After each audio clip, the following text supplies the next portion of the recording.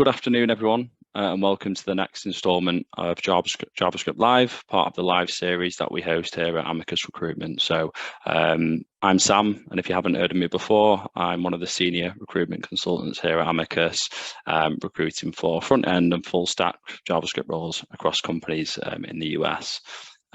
So today I'm joined by Tom Ballinger, who's a senior software engineer at Convex, and Tom will be giving us a really good talk today around Reactivity Beyond React. So as always, if you've been in these webinars before, you'll know that they're designed to be as interactive as possible. So if you've got any questions at any time, please use the Q&A section below, and I'll make sure, or try and make sure, everyone's questions are answered. So we'll have time throughout the presentation and also at the end as well. So anyway, that's enough from me, Tom. Thanks for joining us. Great to have you on. So feel free to start whenever you're ready. Great.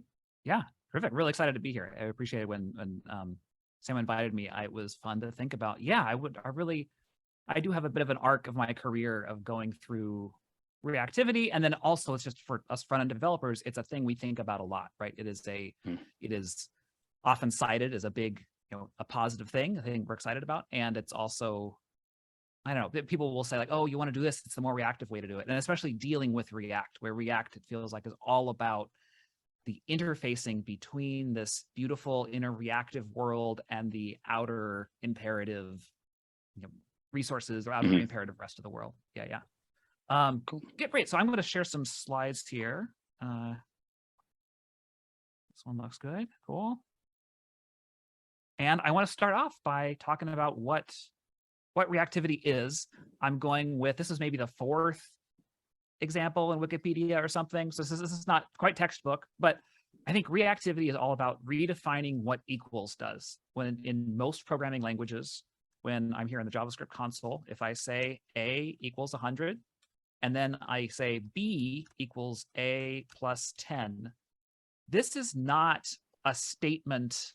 This is not like setting up the way that B works, right? All that I'm doing is assigning a value from the right side. It's an expression that is evaluated once to the left side. So if I run this, we would be very surprised if when I changed A to 0, the new value of B had changed. We would expect it to still be 110. And indeed, it's still 110. But there are reasons we might wish that it had changed to 10, right? There are reasons that we wish we could have automatically run this line of code again. And I'll get to those in a bit, but they're in particular for web apps. There's this whole idea of, gosh, instead of having to figure out the current state of the world and adjust it, could I just describe how I wanted things to be? And that relates to this, reactivity thing. Now, we're used to reactivity in spreadsheets. There's, this is not that wild a concept. You've seen this before. If I have a series of numbers here, this is how much a, cheapish, expensive-ish lunch costs for each of these teammates. I can add up these numbers, and it's pretty cool that when I write some of these values here, and I change this one to 100, that updates live. And over here, if I have equals the average of these numbers, it updates live. And this is not quite connecting to web interfaces yet, but we're getting a little closer. You could kind of imagine this is some UI you want, this is some UI you want, and you're setting some variables. You wish these could automatically update. Again, the automatic update part is just that bit there. And you kind of wish you could do this with, well, when I see this, I wish I could do this with JavaScript values. And I worked at a company for a while called Observable that does this. So we can start right off with, I've got an A, I've got a B here. That makes some room.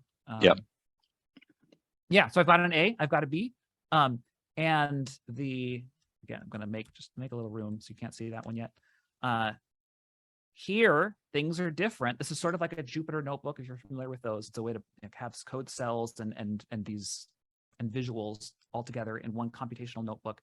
But here, when I change this to 200, the other one will change. And that is a powerful way to build UI, which we're not quite to yet, but it's a powerful way to express computation. I get to set up my relationships, do a topological sort of these different pieces, run it through, and I want to start connecting that to UI a little bit by deleting this cell now. And down here I have some, it's just a square, not too fancy, but it's starting to suggest maybe this is part of your user interface you're coding up in JavaScript. In here, I got to just say, you know what, the width of this thing is, and this is just raw HTML. You can imagine I'm just setting the body to this new value. I want the width to be B, I want the height to be B, and when I change what A is to 1,000, that will also change B, and then that will therefore change this thing. And I hope I can make the connection now to, oh yeah, when I'm writing web interfaces, sometimes I have different parts of a site that need to change at the same time. And this is one of the big pieces about React. So again, I can change this, these change, I could have another one of these down here. And this is where it gets real exciting to us web developers, because often we do have two different pieces of UI that actually depend on the same state. When the user changes their name in one location in the app, we want to change it in all the parts of the app. And this wasn't that big a problem back when we were doing PHP and Python and other server-side, Java play stuff, whatever. When you were generating the files that you were serving to your user on the server, it was kind of reactive in that you would build the whole thing, user hits a button, serves the next page. The way we wrote that code was you could just template it out. There was none of this reaching into the DOM, changing this piece, changing that piece. It was just blew it all away. And to think about what that's like a little bit, let's hop ahead here. Say I've got some UI here. It looks like it's just hello 1, 2 with some buttons.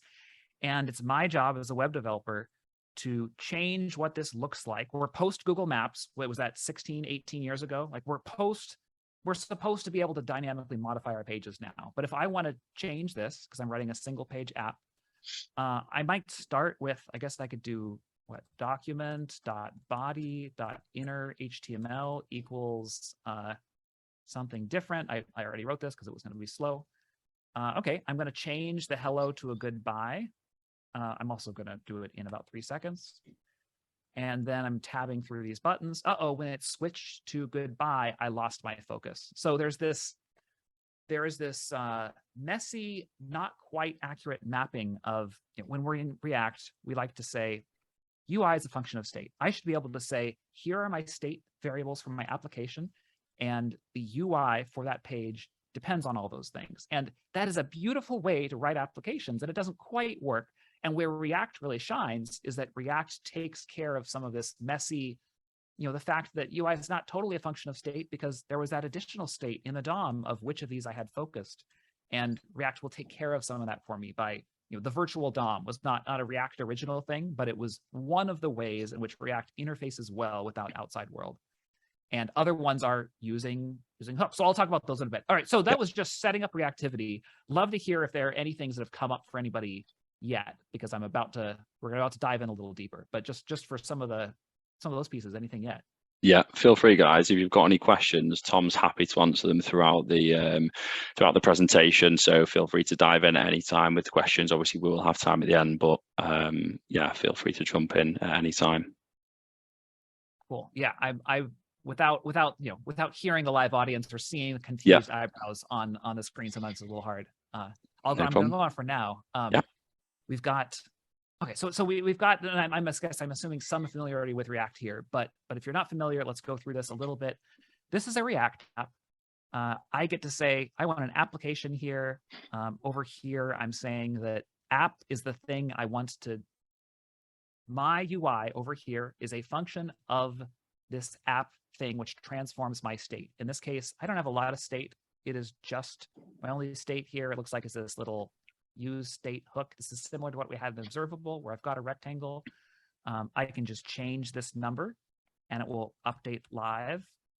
But that's not the kind of reactivity I'm really talking about. That's just hot reloading. What the reactivity I want is whenever I change this thing as a user, I want multiple parts of the UI to all flash at the same time, right? A way to think about this, like say I'm back here in Observable. Doesn't matter too much what I'm looking at here. This happens to be a fun example of, look, you can try out this bionic reading technique. But the point is, imagine writing the UI for this search bar here, which is the thing I did not do. One of my colleagues did this, but you've got, starts like this. I type something and then on keystroke, a lot of DOM updates all over the page, right? I hit A, it pulled up all of these things here. So I had to have the state, imagine writing this in jQuery.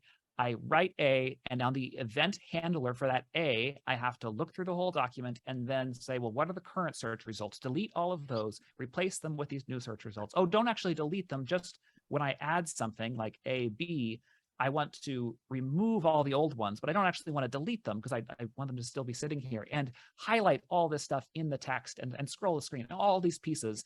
This is the stuff that is hard to write. And this is why React is so, patterns like React, when I say, React's the big one here, but Svelte is another one, or Solid, or like everybody, basically at this point, everybody agrees that reactivity is the way to do it, right? Reactivity is what we want. The arguments are all about how do we interface with the outside world and what are the trade-offs that we're making? Because unless you go full Elm, if you've played with Elm, unless you go full Elm, where it's a kind of a ML Haskell-like language where you really do have immutable data, you have a language built for this process. Unless you're going really far, which is its own trade-off, unless you're doing that kind of thing, you have a lot of trade-offs when you're building your reactive system. The trade-offs that React makes are very pragmatic. They are like, it's sort of hard. I argue compared to Observable here, where I can see my relationships, this depends on that, which depends on that. In React, these are very implicit relationships, right? Back here in this code, we had to say like, okay, I see I'm passing this thing down, but it's possible to have some derived state that depends on something else. It's possible to have hooks that pass state around in convoluted ways with context and such. So anyway, I claim everybody is excited about reactivity. It's just, where do we draw the boundaries and how do we interface with other parts of the world that gets trickier? So I kind of like this observable method where it's very clear, but there are reasons you want to have this good interaction. One of the kinds of interaction that you need to do with the outside world when you're writing a web app is something has to manage our AJAX call. Something has to manage getting the data into our React application. The classic, like if you're doing an interview and this comes up, the answer is probably, oh, I would write a use effect hook here, where what it does is every time this page loads, I guess, I will do a fetch to http://www.example.com or something, and that's going to get something back, and I'll have to do a .then, or I make the whole thing async. I go down this path, and that's because I need to do this imperative code. I need to write this code that will run once and then update the data in here, and eventually I'll have some state up here that this fetch will update. And people have abstracted this into hooks like use SWR, or the other big one is React Query. And these are hooks for that pattern of I'm in my React app and my goal is to get the new value. If we're using SWR, it'd be something like, let's copy an example. It is something like const data error equals use SWR to API. And there's a lot of logic encapsulated in this piece here. What it is saying is, this is my component, update this component every time I get new data from this endpoint, but also refresh this every once in a while. This will run maybe once every 5 minutes or once every 10 minutes, it will refresh to get new data. And you can trigger this to refresh it to get new data. So it is this a little bit lossy, but this elegant abstraction over my outer state where, okay, I have to do an imperative fetch request. So that part can't really be reactive. But once I get that data, we'll display it declaratively, and I get to use a declarative API in React to display this. So it's a good trade-off. It is a nice way to say, all right, again, like the big advantage I claim of React is that they've figured out ways to modularly interact with that outside world. And the original one was virtual DOM. It was great. Let's describe the UI in ways that don't require blowing it away, like when we were just doing our inner HTML set. And then later ones were like all these hooks for, at first, of course, class components, but then hooks really are this nice way to describe, these are the effects that I need. These are the things, these are the exceptions to the reactive model that I can describe in this imperative way, or like an effects system. and I can get these into here. And I argue, I'm about to tell you why this is bad, so I want to focus on how good it is. Like, this really is a nice API for saying, you know what, I just want to know if there's an error, what the data is. This will give you a live reloading React component, which is sometimes what you need if you have data that's changing externally, but maybe it only updates every 10 seconds, or only when you tell it to, or only a classic one is when I go from this tab back to this tab, that's when I want this code to fire. And these are a good trade-off. But I'm about to talk a little bit about the company where I work now, where we're trying to extend this reactivity all the way to the server. So maybe I'll stop again for a bit if anyone has pieces that they wanted to jump into or confusing things so far. Yeah, feel free, guys. If you've got any questions, fire away. Oops. I'm revealing extra content. All right, we're still back in here on our hooks. So just you can see this here. I'm going to go ahead and paste it in, but it's not going to work. But the gist is, I would like this to be a reactive signal, just like my size is here, in that it also causes a re-render. It also makes, and also, this data flows down. The chain of reactivity of that topological sort is more difficult to see than it is here, where actually I even have a visualization that pops up that says, oh yeah, sure, this expression B depends on A, and it has these things that depend on it. It's a little more implicit, and you have to learn, when you're doing React, you have to learn to see those chains within the code based on object identity, based on how your path props are being passed. If you have ever used in React, if you've ever used memo here, not use memo, but memo of this thing, I need to autocomplete it, I guess. Let's see, memo, yep, from React. And then you try to memo this function here, you will have run into the, just depth arrays. If you're using depth arrays, this happens all the time with use effect too. Having to manage the identity of every one of your callbacks, of every closure, is tricky stuff, right? It is difficult. It is a very indirect way to describe this reactivity compared to a little compiler like Observable is doing, or compared to a compiler like Svelte, which also compiles and uses a different syntax, but the idea is still, let's see a code sample. Show us more. Sure, this kind of stuff where, our issue is always we need a syntax to describe these relationships of data, and we're happy when we're in this system. Yeah. Cool. So next, well, this is great. Without so many questions, I'm going to go a little wider. Try to flummox folks. I'm going to wait on getting to this extending reactivity to the back end. I want to talk about a few other kinds of reactivity that I have played with just in the past. Sounds good. Furthering my quote that I've been thinking about this kind of reactivity for a while. So a long time ago, I helped write a piece of software called bpython. Now, if you're familiar with the interactive interpreter in Node, right, you can define variables, you can console.log stuff. Mostly when I'm using the Node like this, the reason I'm doing it is because I want to be reminded of what the methods of an array are. So I say array equals this, r dot, what are my options? Oh, okay, it's entries. That's right, I can never remember that. So this is an interactive interpreter. Back before I was a JavaScript developer, lots of us, if we've been around for a decade, you likely at some point weren't a JavaScript developer. I worked in Python, and similarly, it's nice to have an interactive interpreter in Python. You can make numbers. You can say things like, okay, yeah, and I want B to be A plus 1,000, and I can print stuff. Same thing, just different language. But this idea of reactivity crept in that I would like to be able to, find out, hey, what is A plus B? Okay, great. Or I'm going to write a function called foo, and what that does is return the multiple of these, and then I'm going to call it here. And oops, and I see what I just did there. I had foo, it said 100, hit enter. I got an error, and then I said, shoot, I wish I didn't have an error. And I tried to make it go away. And this is another, similar to hot reloading stuff, but this is another element of reactivity, or a way that you can implement reactivity, is that when you've got some code, then React does this too. The way that you can take imperative code and make it reactive is you just run it again.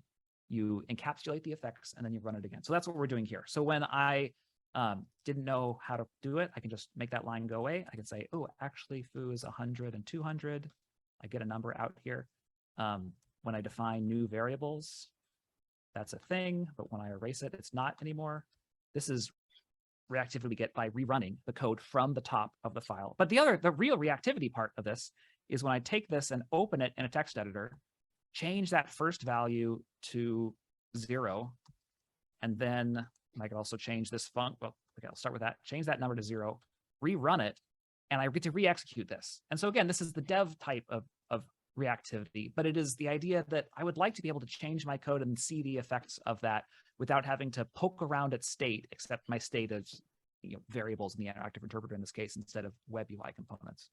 So this was, and then I can go in here and say, I guess this should be a plus, and then end up back in that live reloading system. So this is my, when I bring up to like say that this is beyond React. This is a wide-ranging concept, right? Wanting to have this reactivity where I change one thing, everything else changes. You can do it very cleverly with a compiler like Observable, or you can say, just rerun the code. And this is a property I feel like I've applied to a lot of systems where I say, wow, I wish I could see the effect of changing something, and that kind of just runs through it. Yeah. I might even go wilder. I'm saving my company ad for the end, but if I haven't lost people yet, no, we've still got kind of we've still got plenty of people here. Great. Okay, so next thing is that's kind of a fun kind of reactivity.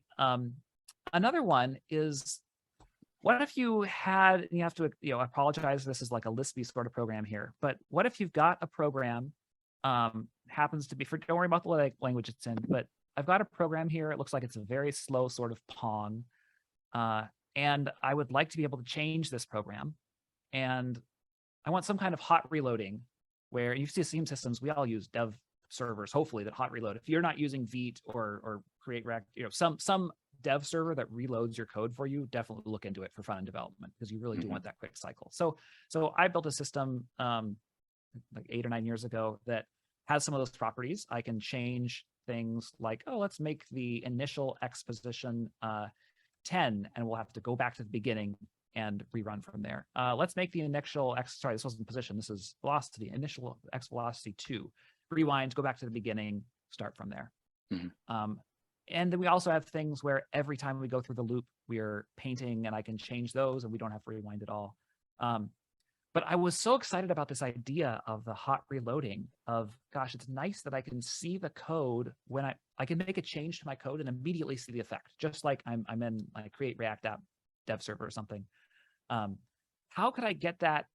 Like, what happens if the code was for a button click? Like when I change that and I have to go through the whole flow again, when I change my code, I have to say, okay, now I'll set up that situation again if it blew away my state. And now in React, we actually have hot swapping that maintains your state, which is fantastic.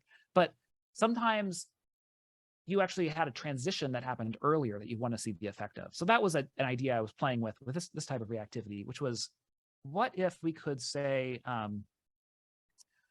every time, like, I want something different to happen every time this hit the paddle. I'm trying to change the behavior of the interaction between this ball and the paddle, but I missed it. It hasn't happened for a while, and I'll have to recreate that state, wait for the slow ball to come down. What if I change this code and could rewind to a specific point in my program? So in this case, I can say, great, let's go back to that point in the program by taking snapshots of this program as we're going along, remembering when each function was called, and then when I change that code, rewind to that point.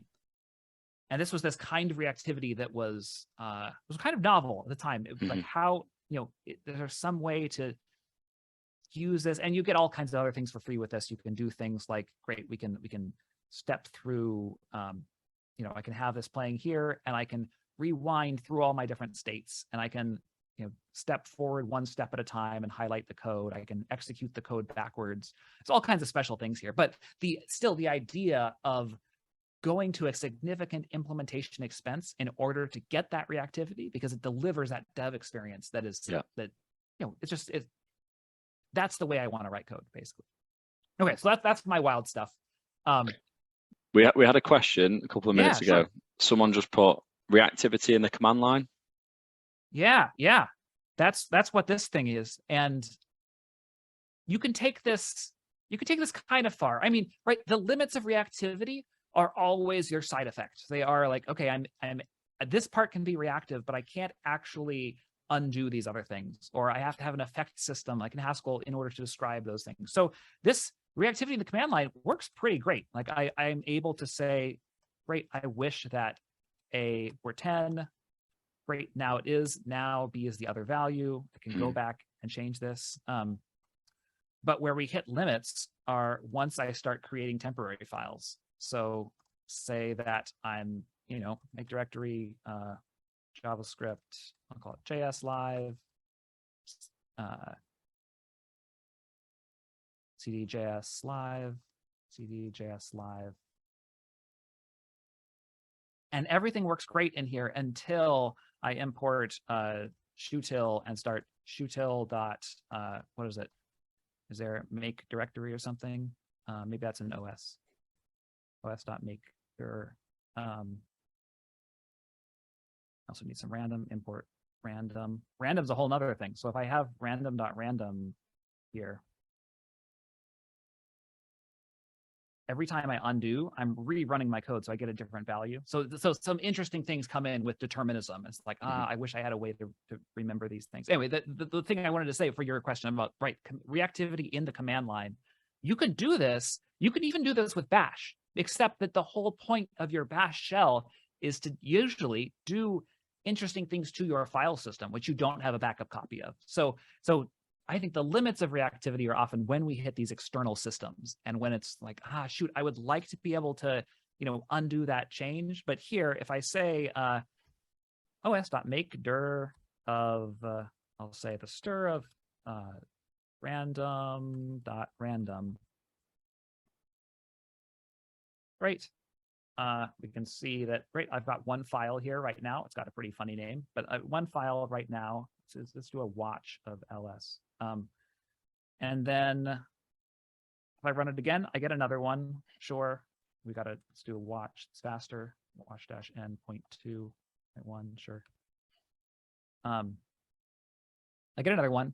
But the problem is, once I'm down here and I have a new variable that I wanted to create, and now I wish that A didn't exist anymore, so I have to rewind. Oh, shoot, I have 6, of these temporary directories. And then I do it again, and now I have 9. And React deals with this problem with useEffect. React says, did you have some state you wanted to synchronize with the outside world? Great, we'll let you run it in a useEffect. But you also ought to give us a cleanup function so that when you have new state for your React component, it can clean it up. So React would not let me just, I could, in a useEffect, I can do external things. I can't create directories in the in the web browser, but I can interact with an external system. I can send fetch requests and I can say, okay, do this, or I can do external resources. And what we're supposed to do is clean those up in the return callback of a useEffect to cope with this idea of, as soon as it's an external thing, it's not safe to re-render. It's not safe to rerun code, except in React, you can use a useEffect to synchronize your state. And then it would be something like on rewind, or in React, it would be on re-render, or when a variable changes or something, that's when we need to clean up the old effect and then redo the new effect. And this is a failing. Anyway, so this is to the question of, right, command line reactivity, totally, you can do it. I even did a fun RL undo. You can do this with a lot of programs by using fork. So I did like a toy project where it's like, well, what if you could kind of have undo in any interactive interpreter? So Ruby has an interactive interpreter. Node, there's Python. We could add undo to all of these by forking the process and then keeping those old snapshots in forked process. This is silly hack stuff. But again, the where it falls down is you want to hit the file system. You want to, and the dramatic example is always like, there's no once you hit the API that makes your purchase on Amazon, it's too late. Maybe they provided an API for undoing it, for canceling it, and so you could write a wrapper around that. You could even do that in a React use effect. But in general, once you're interacting with an external system, it no longer works. Anyway, sorry. I'm excited about the command line part, because that's kind of where I'm coming from way back, although it's been a while. We've had another comment. We've had someone just put, this gave me a whole new perspective on the philosophy behind React and the side effect idea with functional programming philosophy. Cool. Yeah. And I'm a little bit of a visitor to this, right? Like, I've done a very small amount of Haskell where I have an effective, like, there exist programming languages that are powerful enough to describe those effects. And JavaScript's, in a sense, not one of them. It's not possible at the language level. And so React builds up conventions in order to do this. But yeah, I'm glad this helps. Yeah. Because there really is I think it is helpful to carry these concepts within any reactive system, but React being the big one. Totally. Perfect. Great stuff.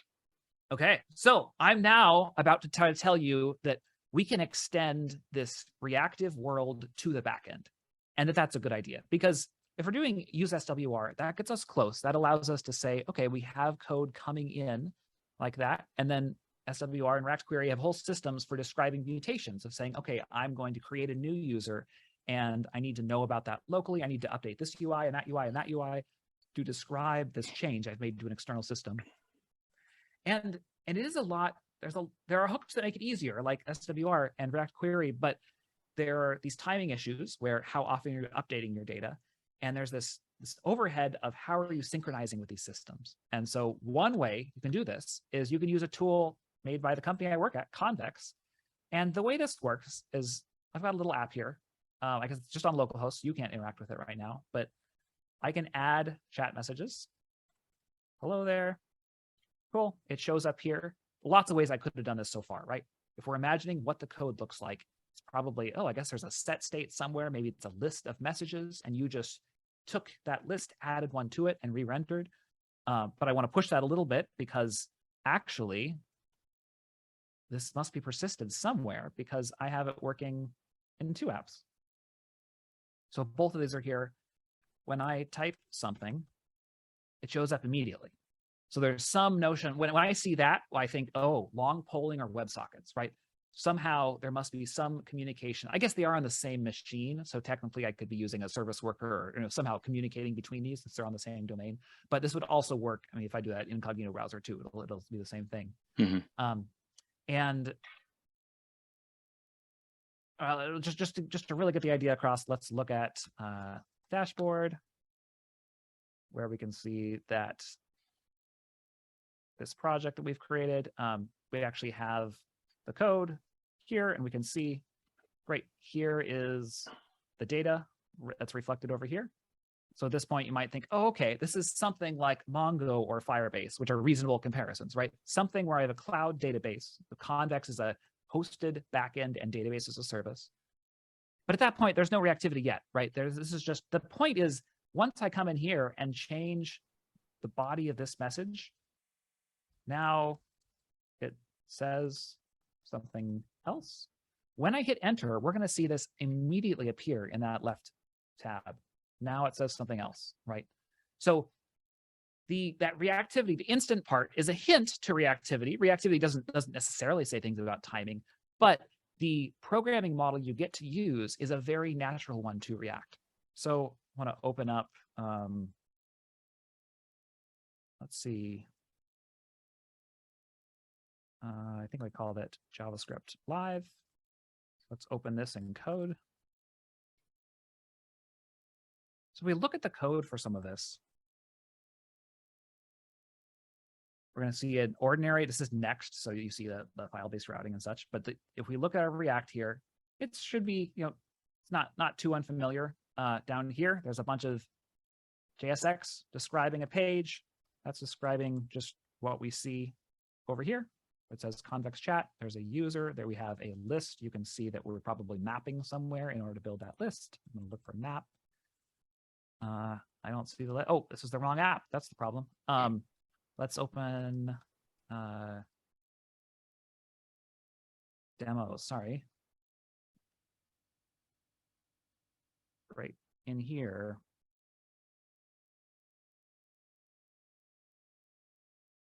Here we go. So code that should look kind of familiar in that I have an app. I have a bunch of JSX. There must be a map somewhere, and here it is, messages.slice -10, get the last 10 messages, and then map over the right. So the render stuff, this is the beautiful reactive model we get to use in React, which is I get to say, I don't care how many messages there were and how many there are. You don't have to use jQuery to go in there and insert another message in there. We can just say, yeah, there's however many messages there are, take the last 10, render them onto the screen. And that's normal React stuff.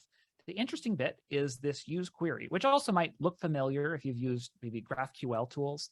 I say messages is equal to the use query of list messages, which turns out is some code that we wrote over here. This is a backend that we've sent up to Convex where we say, I want to take the messages table and just get every element of it. As a reminder, that was this stuff here. There are 2 rows here. Please get both of those as data structures. Bring them back here into this variable, messages.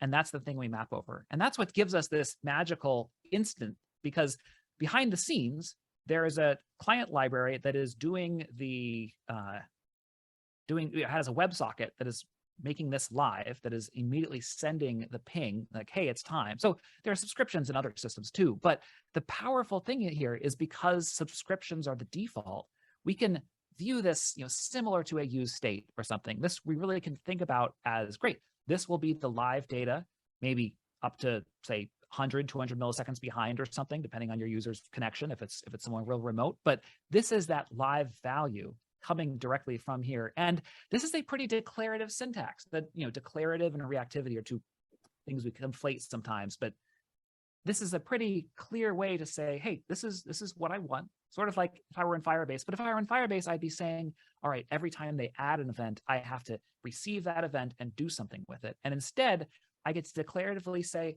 whatever the current value of messages is, that's what I want here. And those updates are taken care of. And again, just to emphasize that reactive aspect, we'll look at it again here. Right when I type the new message, hit enter, it shows up in both. And it was pretty easy to write the code to do this because I just said, great, grab all the messages, render them here. Now that code could have been more complicated. In this list messages can be arbitrary JavaScript, which is another big, cool part about Convex. But the reactivity part I want to push is that this is the kind of tightest way that you get to interface with a backend and then have that backend still be reactive. And what I mean by reactive is this list messages thing. I didn't write, the Postgres code to listen and then notify and then poke out. There's no diffing here. There's no saying, all right, what is the current value? What's the new value? Great, I'll build that diff and send it to the client. I get to just describe what it is I'm looking for. So hopefully this connects back to the reactivity on the command line where I just change something and that's the new value I get. Hopefully it connects to the observable stuff where I say, great, change this value. And critically, hopefully it connects to the way we write code in React. Because in React, we say, I want this UI to look like this, as we say a function of, my big point doesn't work because the code's broken. It should be a, well, I'll just highlight the text here. A function, UI is a function of state. That was the point, right? The goal is that we should be able to write code in here that just describes what our front end looks like. And what the front end looks like is just that value from that location. And then also declarative is what that value is coming from the server is just every row of this database, or every odd row, or the first 10 rows, or the rows that were written by this user. We can do all those pieces, but extending reactivity to the server, what that means is writing an expression, right? This is the code. This is what I want the value to be, and getting exactly that back. Cool. So that's kind of the big pitch of Convex for React developers, which is the community this is really for, is wouldn't it be neat if we could take that reactive model of React that we all really like and apply it to the backend. Yeah. So we've had a question. Cool, Someone asks, do you mean I can use query to connect to the database directly? Yes, absolutely. Right. So there's no, in this case, Convex is your backend, and you describe what you want that query to return, and it goes directly from the front end to the hosted Convex server. Yeah. Perfect. And this was, I joined this company about maybe 8 months ago now.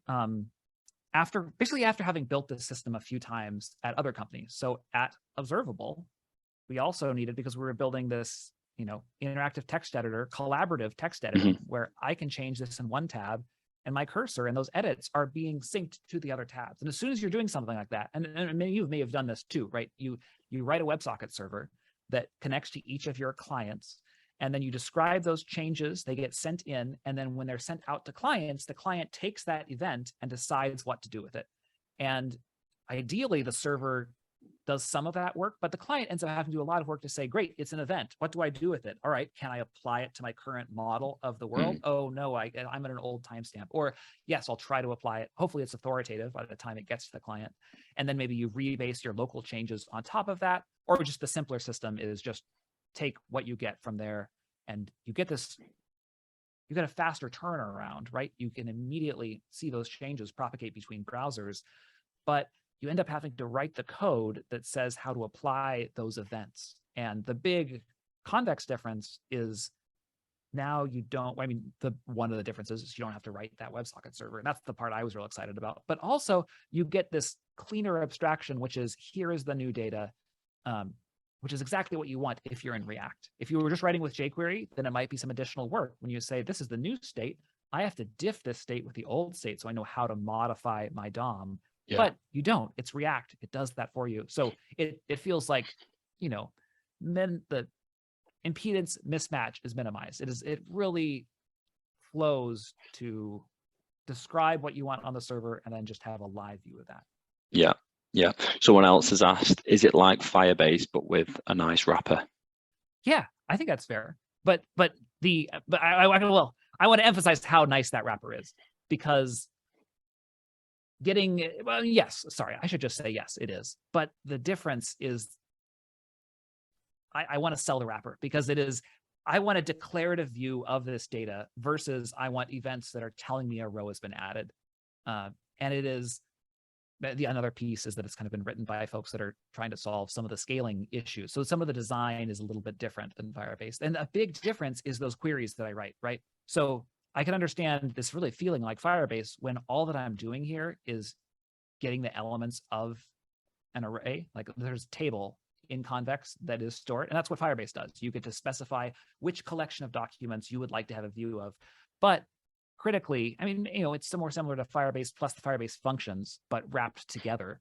Because in here, I can say, oh, let's say const messages is this. Eventually, I'll return, I'm going to return messages dot filter for the ones where the message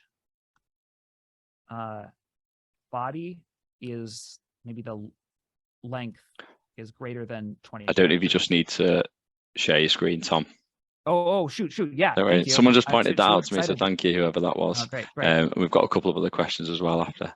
Got it. Pop in. So I'll say that again. So it was more similar to Firebase before, when the code looked like this, because all we were saying was give me every element of this table, which is a very Firebase thing to do. But then I get to write arbitrary JavaScript to modify those responses, and it's still reactive. So here I'm saying, you know what? I only want the messages which have a body length of greater than 20. Or I could also, you know what? They have to have a body length of greater than 20.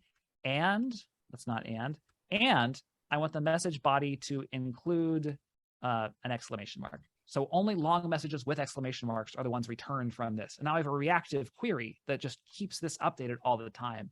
And you can do this with query builders if it's something you can express in the database. But if you've ever been trying to express complicated logic, and these aren't too bad, you can get the length of a string in SQL. You can do a search inside of it for an exclamation mark, but you can do arbitrary JavaScript in here. I feel like I've spent a lot of time at the past few companies. I have a complicated thing I need to get from the database, and I have to describe that in SQL. And sometimes that's doable. I mean, obviously, we have to do it, so we do it. But it is powerful when you're not limited by what you can express to a database in that way, because it's just running JavaScript. So you get this, and often what you do is you build a backend that makes a SQL query when it hits an endpoint, gets those results back, and then further processes them in Node or Python or whatever.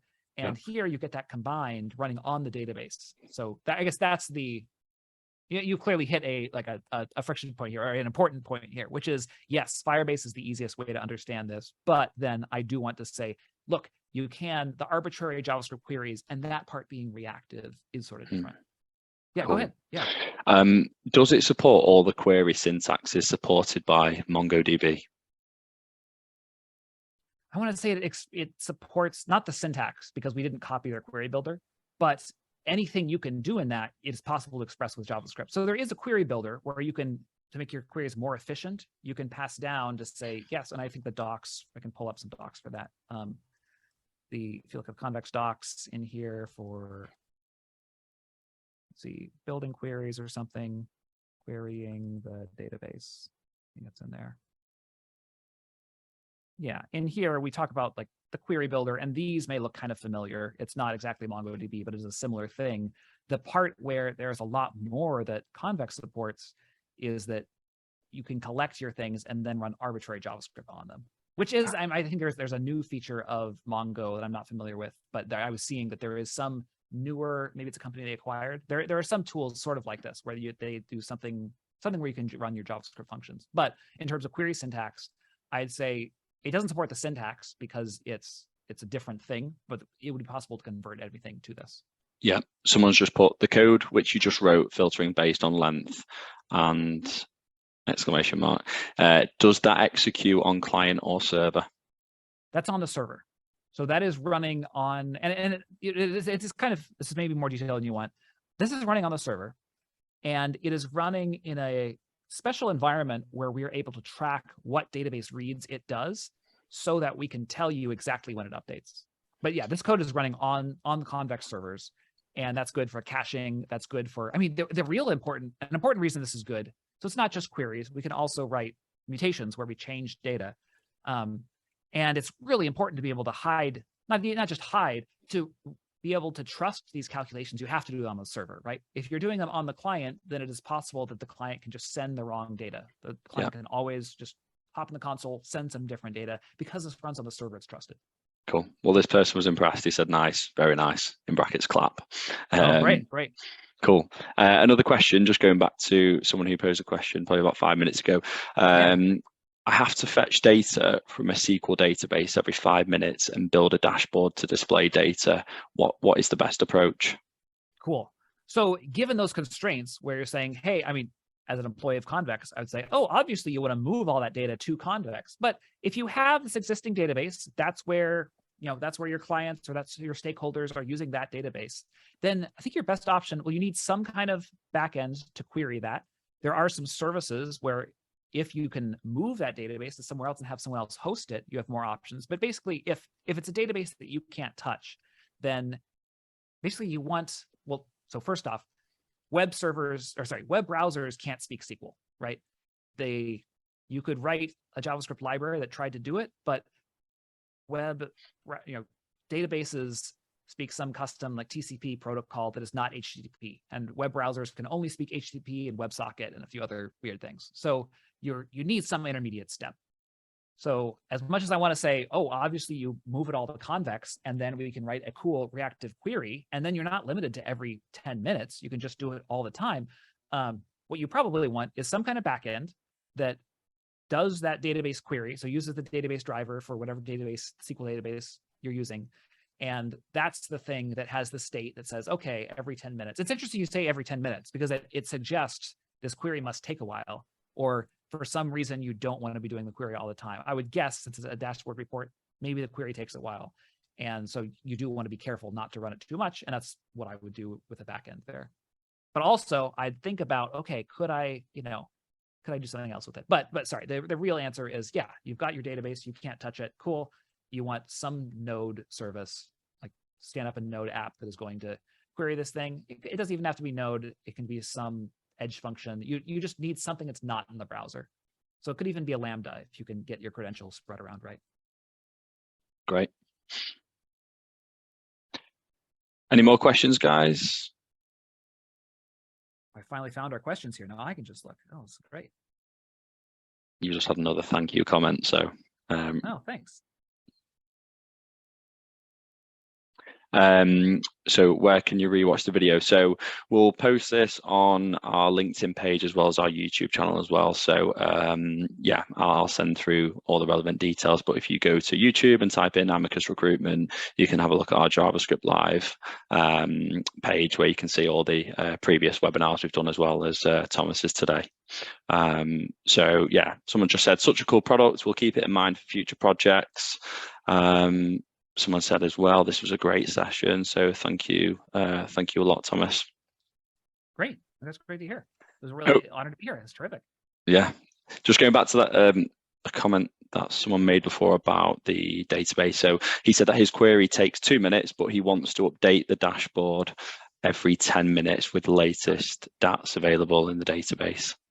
Cool. Yeah, 2 minutes is interesting because that's beyond the limits of some Lambdas that will cut you off before that. So I would probably tend to have a node server. I'm sure there are options that can do this, right? But you probably want the node server that's doing this on a timer, updating something. Ideally, probably what I'd want to do is have, I don't know what permissions you have in the database, but ideally it'd be great to like store that derived data. Like if a query takes 2 minutes, it would be nice to save it somewhere in some more permanent way so you have access to it. So I almost want to run a SQL query that updates another table with the intermediate result or something, so that then that could be queried quickly. But sure, yeah, I think you want to do that query. And presumably if you have a thing where some queries take 2 minutes, I'm guessing that's not in the serving path of things, and you don't want it to be in the serving path. So you need some other data store to hold on to it. I'm imagining doing it in memory in Node, but I'd also be more comfortable with a second database there. I guess you're now channeling some of the data engineering stuff that I haven't done for a while, and that world may have changed in the meantime. But yeah, I'd be more comfortable with, if you have a query that takes 2 minutes, then I get nervous about. I would like some automated system to be doing that query and then saving that result persistently, and then that's the thing that can be cached and returned quickly. Yeah, nice. Last couple of comments. So excellent. Thanks for the great info. # thumbs up. And great session. Good luck to you. So yeah, really appreciate your time here, Tom. Absolutely. Yeah, pretty fun. Perfect. Anything else you want to add, Tom, or should we wrap things up? I think that's about it. If anyone's curious about learning more about Convex, we've got a Discord that's linked from the docs. The docs are, the page is convex.dev. is the website, and I'd love to chat about any of these things, but in particular the reactivity stuff is near and dear to my heart. So I'd love to talk about reactivity or using Convex. Cool, perfect. So if that's it and nobody else has any more questions, then we'll finish up here. But yeah, Tom, thank you so much for coming on, by the way. It's been brilliant having you part of the live series, and appreciate the time you took going into your presentation and answering those questions as well. Someone touched on it before, but if anyone wants to rewatch the video or pass it on to any friends or colleagues, I'll leave a link to the YouTube video on my LinkedIn post tomorrow, and also be sure to follow the live series account on LinkedIn and YouTube as well to keep up to date with all our webinars, because we typically do these on a monthly basis as well. Or if anyone else wants to get involved, feel free to drop me a message. But yeah, perfect. Like I said, Tom, great having you on. Really appreciate your time, and yeah, have a great evening, everyone. Take care.